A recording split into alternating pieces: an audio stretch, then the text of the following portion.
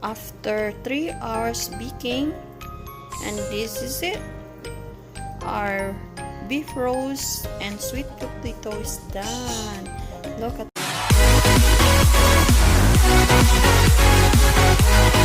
Hi guys, welcome back to Jeizel kitchen, and today vlogs is I'm going to share with you guys my recipe today. This is our dinner.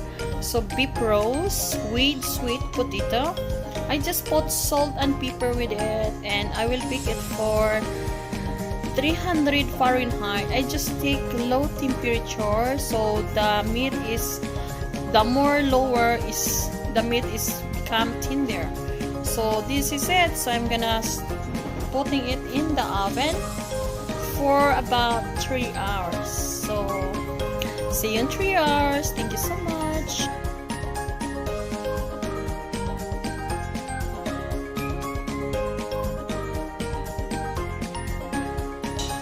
After 3 hours baking, and this is it. Our beef roast and sweet potato is done.